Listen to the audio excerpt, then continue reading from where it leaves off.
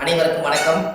பாரம்பரிய திருவள்ளுவர் குல வம்சம் பிரசன்ன ஜோதிடர் சுபமாரிமுத்து திருப்பூர்லிருந்து இந்த பதிவு உங்களுக்காக. அசுவதி நட்சத்திரத்தில் மாந்தி இருந்தால் எந்த கோவிலுக்கு போனால் உங்களுடைய கர்மவினை தீரும்? மாந்தி என்பது யார்? எல்லாத்தோட ஜாதகத்திலையும் பாருங்க, ஒரு சில ஜாதகத்துல மாந்தியே ஜாதக ராசி கட்டத்துல சில பேர் அதுல போட மாட்டாங்க. சில கம்ப்யூட்டர்லேயே சிலதெல்லாம் வராது. ஆனா மாந்தி பெரிய ஒரு அற்புதமான ஒரு மிராக்கலான விஷயத்தை காமிக்கும். ஏன் அப்படின்னா, சூரியனுடைய மகன் சனி பகவான், சனி பகவானுடைய மகன் மாந்தி. இந்த மாந்தி எதுக்கு அதிகமா யூஸ் ஆகுதுன்னு கேட்டீங்கன்னா, இறப்பு தோஷத்துக்கு மாந்தி அதிகமா முன்னோர்கள் எடுத்துக்கிட்டாங்க. அப்போ இந்த மாந்தி நிற்கக்கூடிய நட்சத்திரங்கள் எல்லாம் எப்படி எல்லாம் செயல்படுது அப்படிங்கிறத இந்த பதிவுல நம்ம பார்க்க போறோம். இதை மறக்காம ஒரு பேனா நோட் எடுத்து குறிச்சு வச்சுக்கோங்க. இது வரக்கூடிய ஜோதிடர்களுக்கும் பயன்படும். நம்ம இந்த யூடியூப் சேனல் வள்ளுவர் வாக்கு யூடியூப் சேனல்ல போய் பார்க்கறவங்களுக்கும் பயன்படும். இனி வரக்கூடிய சந்ததிகளுக்கும் இது பயன்படும். மாந்திக்கு இப்படி மிராக்கள் இருக்குதா அப்படிங்கிற ஒரு விஷயத்த இன்னைக்கு நம்ம அதை சொல்ல போறோம். இப்போ உங்க வாழ்க்கையில நீங்க தெரிஞ்சுக்க வேண்டிய விஷயம், இந்த மாந்திக்கு ஒவ்வொரு நட்சத்திரத்துக்கும் இந்த மாந்தி தோஷம் எப்படி உருவாகுது அப்படின்னா, அந்த காலத்துல குழுகன் நின்ற வீடு குட்டிச்சவர்னு சொன்னாங்க. குழுகன் நின்ற வீடு குட்டிச்சவர் அப்படின்னா குழுகன் நின்ற வீடு குட்டிச்சவரா. அப்ப இந்த மாந்தி போய் எந்த ராசியில் இருக்குதோ, எந்த நட்சத்திரத்து மேல ஏறி உட்கார்ந்து இருக்குதோ, அந்த நட்சத்திரத்தினுடைய திசைகள் அவங்களுக்கு தோஷம் அடையுமா. அப்ப அந்த மாந்தி தோஷம் என்பது என்ன? இருப்பு சம்பந்தப்பட்டது. உங்களுக்கு ஒரு உதாரணத்துக்கு சொல்றேன். லக்னங்கிறதா உயிர், லக்னம் தான் உயிர். ஒரு மனிதனுக்கு ஒரு தாயுடைய கருவறையில இருந்து தொப்புள் கொடி அறுக்கும் நேரம் எந்த லக்னத்துல அவங்க பிறந்திருக்காங்களோ, அந்த லக்னம் எந்த நட்சத்திரத்துல கரெக்டா நிக்குதோ, அந்த நட்சத்திரத்து மேல இந்த மாந்தியோட தீட்டு தோஷம் அதுல இருக்கு. இது உங்களுக்கு தெரியுமா? இதை நீங்க கண்டிப்பா தெரிஞ்சுக்கணும். அப்ப லக்னத்தினுடைய மாந்தி பிரேத சாபம், மாந்தி என்பது இறப்பு. அப்போ அவங்க முன்னோர்கள் அந்த காலத்துல என்ன பண்ணிருப்பாங்கன்னா, ஒரு லக்னத்துக்குள்ள லக்னம் ஒரு ராசி கட்டத்துக்குள்ள 3 நட்சத்திரம் இருக்கு. இந்த 3 நட்சத்திரத்துல இப்போ ஒரு உதாரணத்துக்கு அசுவனி, பரணி, கிருத்திகை 1ஆம் பாதம், இந்த 3 மேச ராசியில இருக்குது. ஒரு உதாரணம். அதுல அசுவதி நட்சத்திரத்துல மாந்தி இருந்தா என்ன பலன், பரணி நட்சத்திரத்துல மாந்தி இருந்தா என்ன பலன், கிருத்திகை நட்சத்திரத்துல மாந்தி இருந்தா என்ன பலன், இதைத்தான் இந்த பதிவுல உங்களுக்கு சொல்ல போறேன். இது உதாரணத்துக்காக. அப்போ ஒரு நட்சத்திரம் அந்த ஜாதகத்துல நம்மளுக்கு கிடைக்க வேண்டிய நட்சத்திரம். அப்ப எந்த நட்சத்திரத்துல மாந்தி உங்களுடைய ஜாதகத்துல இருக்குதோ, அந்த நட்சத்திரத்தினுடைய திசை உங்களுக்கு தெரியும். உதாரணமா அசுவதி நட்சத்திரமா இருந்தா அவங்க கேது திசையில தான் அவங்க செயல்படுவாங்க. அப்ப ஜாதகத்துல எனக்கு என்னங்க அசுவதி நட்சத்திரம் கேது திசை நடக்குது, எனக்கு கேது அசுவதி நட்சத்திரத்துக்கு கேது திசை நடத்துறாரு, எனக்கு ஒரு பலனுமே நடக்கலைங்க அப்படின்னு நீங்க சொல்லவே வேண்டாம். அந்த அசுவதி நட்சத்திரத்துக்கு அதிபதி கேது இந்த மாந்தியோட சாபம் வாங்கி இருக்கிறதுனால அந்த திசை நம்மளுக்கு வேலை செய்ய மாட்டேங்குது. அப்ப அதை நம்ம சரிப்படுத்தினா தானே அது நிவர்த்தியாகும். அப்ப அசுவதி நட்சத்திரத்துக்கு கேது, கேது என்பது பாட்டியில பாட்டின்னு வருது. அப்ப பாட்டிக்கு ஈமகாரிய செலவு செய்யாம விட்டுட்டால், அந்த முன்னோர்களுக்கு ஈமகாரியங்கள் செய்யாம விட்டுட்டா, இறந்த முன்னோர்களுக்கெல்லாம் மூதாதிகளுக்கெல்லாம் செய்யாம விட்டுட்டா, இந்த நட்சத்திர சாபம் அந்த குடும்பத்துக்குள்ள போய் அந்த திசைக்கு யோகத்தை கொடுக்கறது இல்லை. அப்ப கர்மாவிலேயே மாட்டிக்கிறீங்க. அப்புறம் எப்படி மேல வரும்? அப்ப இதெல்லாம் அந்த காலத்துல முன்னோர்கள் குளிகை நின்ற வீடு குடிச்சவர்னு எதுக்கு சொல்லி வச்சாங்கன்னா, ஒரு வீட்டுல ராசி கட்டத்துல குளிகை நின்ற வீடு குடிச்சவர் சொல்லி வைக்கல. அவங்க சொல்லி வச்சதே குளிகன் நின்ற நட்சத்திரம் அந்த வீடு குடிச்சவர்னு வச்சாங்க. அந்த நட்சத்திரத்தினுடைய திசைகள் யாருக்கு வந்தாலும் இந்த மாந்தியோட சாபம் அவங்கள துரத்திக்கிட்டே. ஒரு உதாரணம், லக்னத்து மேலேயே மாந்தி நிற்குது. ஒருத்தருக்கு லக்னத்து மேலேயே மாந்தி, லக்னம் நின்ற நட்சத்திரம் எதுவோ அதுவே மாந்தி.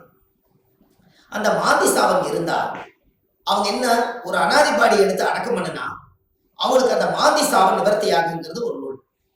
ஏன் அப்படின்னா, அந்த லக்கணத்துக்குள்ள மாந்தி பிறக்கும் போது ஒரு தாயுடைய கருவறையில இருந்து மாந்தி என்பது நிலையா இருக்கிறது, ஒரு ராசியில ரொம்ப நாள் இருக்கிறது. லக்னம் என்பது இருந்து வெளியில வந்துடும். கரெக்டா அந்த பிரசவமாகி இந்த லக்னம் போய் கரெக்டா மாந்தியோட நட்சத்திரத்துல போய் கரெக்டா அந்த லக்னம் உட்கார்ந்துட்டால் இந்த லக்னம் வந்து தீட்டாய் போயிடும். இதுதான் அதனுடைய பரம ரகசியம்.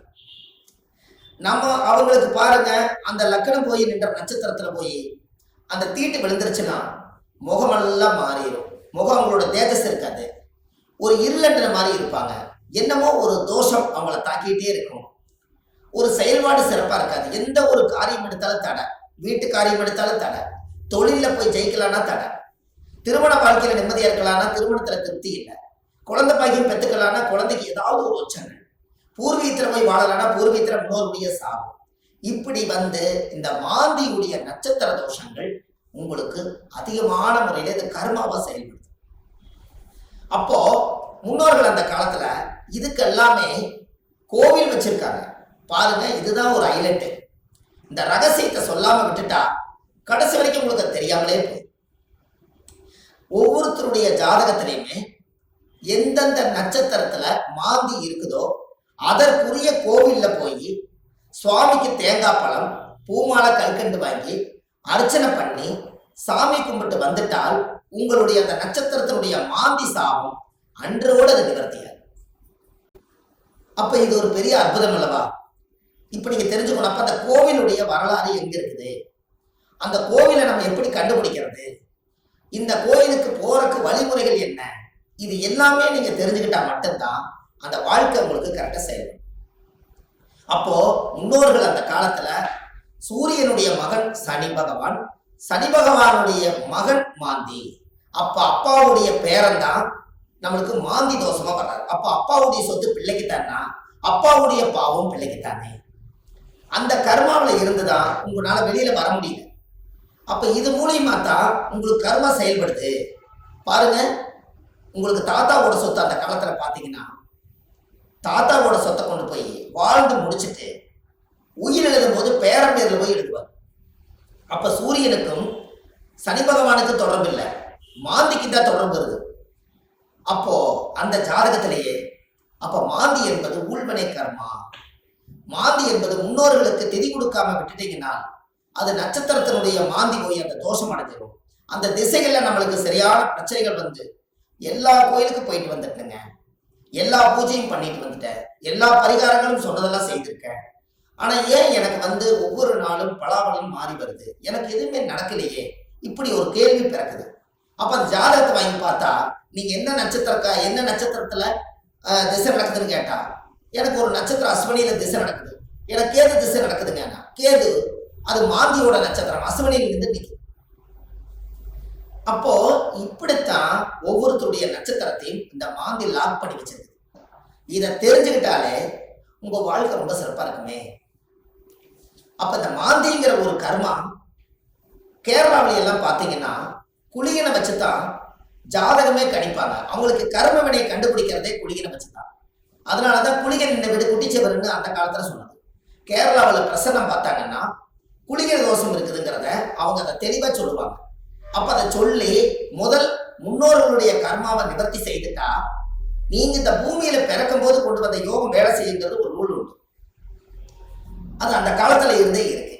நாம நல்லா யோசிச்சு பாருங்க, நம்ம போன ஜென்மத்துல செய்த பாவங்கள் இந்த ஜென்மத்துல கிரக அமைப்போட இருந்து நான் ஏதாவது ஒரு கஷ்டமா தான் நம்ம என்ன சொல்றோம், போன ஜென்மத்துல நான் என்ன பாவம் செஞ்சேன்னு எனக்கு தெரியலீங்க, ஆனா இந்த ஜென்மத்துல நான் ரொம்ப கஷ்டப்பட்டு போயிட்டேன், ஒரு காலம் கெட்டால் நான் ஒரு காலம் நான் நல்லா இருக்கணும், நான் சம்பாதிச்சதுலயும் நிம்மதி இல்லை, வாழ்க்கையிலேயே எனக்கு நிம்மதி இல்லை, குழந்தை பெற்று பார்த்தா அது நிம்மதி இல்லை, கணவன் மனைவியோட வாழ்ந்து பார்த்தா அதுலேயே நிம்மதி இல்லை, எனக்கு இந்த ஜாதகத்துல ஏன் தான் நான் அந்த பிறப்பு வாங்கி வந்தேன்னு எனக்கும் தெரியல, அப்ப நான் எப்பதான் நான் நல்லா இருப்பேன் அப்படின்னு ஒரு கேள்வி பிறக்குது. அப்ப இந்த இடத்துல என்னன்னு கேட்டா சூரியன் ஒரு ஜாதகத்துல உச்சமா இருக்காரு, நீங்க ஜம்முன்னு இருப்பீங்க, சனி உச்சமாக்குறாரு ஜம்முன்னு இருப்பீங்க, இதெல்லாம் ரைட்டு. ஆனால் இந்த கர்ம வினைங்கிறது ஒண்ணு என்னன்னா தாயுடைய கருவறையில இருந்து தொப்புள் கொடி அறுக்கும் போதே இந்த பிரபஞ்சம் கொடுக்கக்கூடிய அந்த கர்மா தோஷம் தான் அந்த லக்ன தோஷமோ இந்த நட்சத்திரத்தினுடைய மாந்தி தோஷம். அப்போ ஒவ்வொரு நட்சத்திரக்காரர்களுக்கும் மாந்தி எந்த நட்சத்திரத்துல இருக்குதோ அதுக்குரிய கோயிலுக்கு போயிட்டு வந்தீங்கன்னா கண்டிப்பா உங்க லைஃப்ல ஒரு மாற்றம் ஏற்படும்.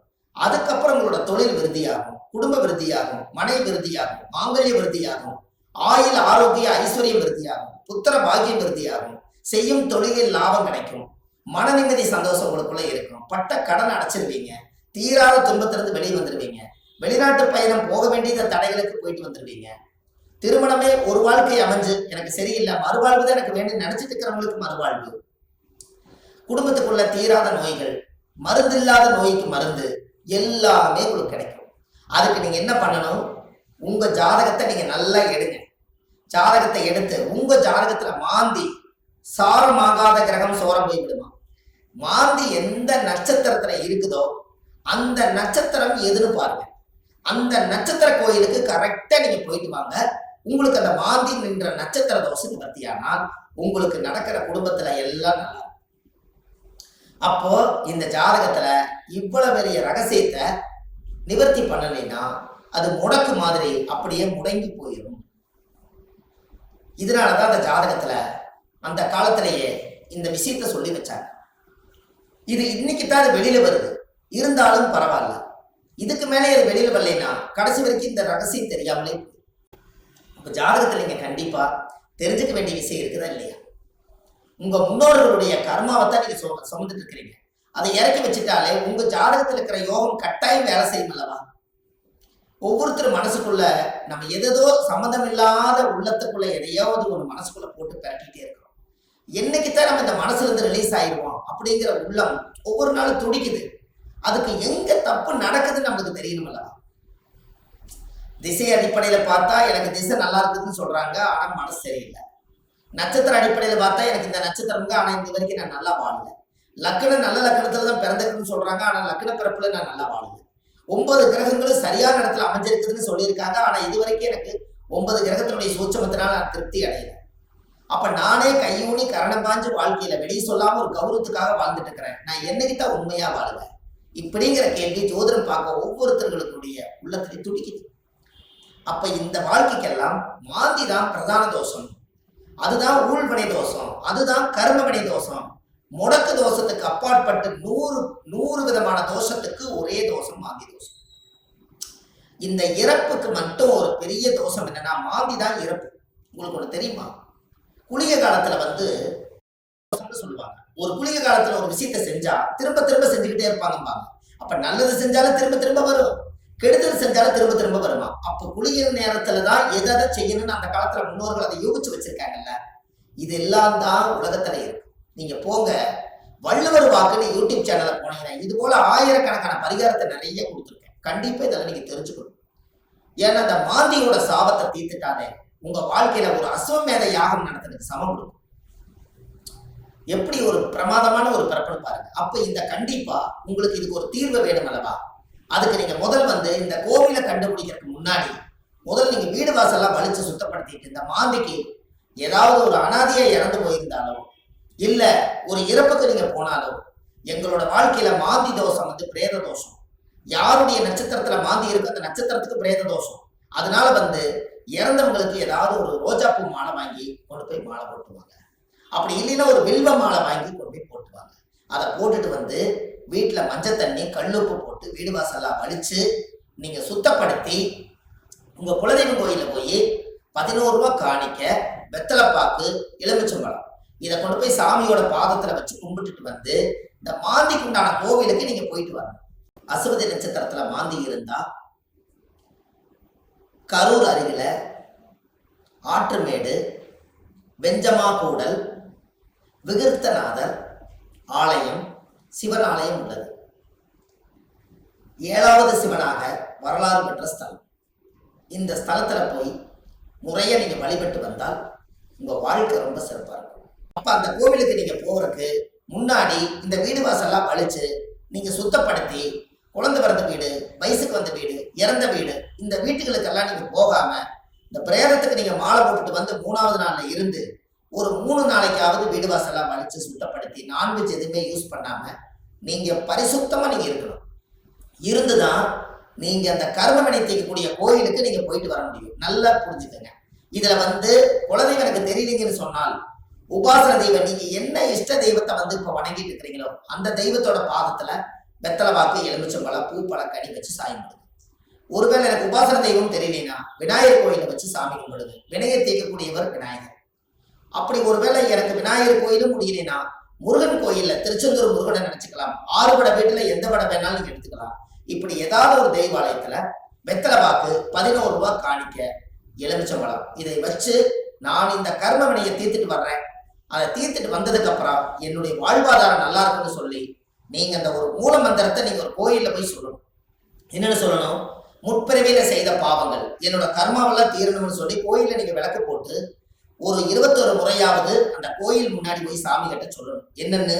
முற்பிறவியில செய்த பாவங்கள் எப்பிறவிக்கும் தொடராமல் இருக்க, இப்பிறவியிலேயே என்னுடைய தந்தை வழியில வந்த கர்ம வினைகளும் தாய் வழியில வந்த கர்ம வினைகளும் என்னுடைய இந்த பூர்வ ஜென்மத்துல நான் இந்த பூமியில கொண்டு வந்த கர்ம வினைகளும் இன்றோடு நிவர்த்தி ஆகட்டுன்னு சொல்லி உங்க ஜாதகத்துல இந்த கர்மா தோஷத்தை நீங்க சுத்தப்படுத்தியாச்சுன்னா அன்னையோட உங்க வாழ்க்கை ரொம்ப சிறப்பா இருக்கும். இதை சொல்லி விளக்கு போட்டு சாமி கும்பிட்டு தேங்காய் பழம், பூமாலை, கல்கண்டு வாங்கி அர்ச்சனை பண்ணி சாமி கும்பிட்டு வாங்க. அன்னையோட அது நிவர்த்தி ஆகும். அந்த கோவில் என்னங்கிறது தான் இப்போ உங்களுக்கு சொல்ல போறேன். ஏன்னா இந்த கோயில் நம்ம எப்ப சொல்லணுங்கிற ஒரு விதி இருக்குது. இந்த அர்த்தங்கள் எல்லாம் புரியாம நீங்க கோயிலுக்கு தெரிஞ்சிட்டாலோ கோயிலுக்கு போனாலும் விவரம் பத்தாது. அதனால நீங்க இதை செஞ்சீங்கன்னா உங்க வாழ்க்கை ரொம்ப பிரமாதமா இருக்கும் என்று சொல்லி இந்த ஒவ்வொருத்தரோட வாழ்க்கையிலையுமே இந்த மாந்தி தோஷம் நம்மளை ரொம்ப கடுமையான பாதிப்புல கொண்டு போய் எல்லா மக்களையும் உட்கார வச்சதுனால இந்த மாந்தியிலிருந்து நீங்க விடுதலை ஆயிட்டால் உங்களுக்கு சுதந்திரம் கிடைச்சாச்சு.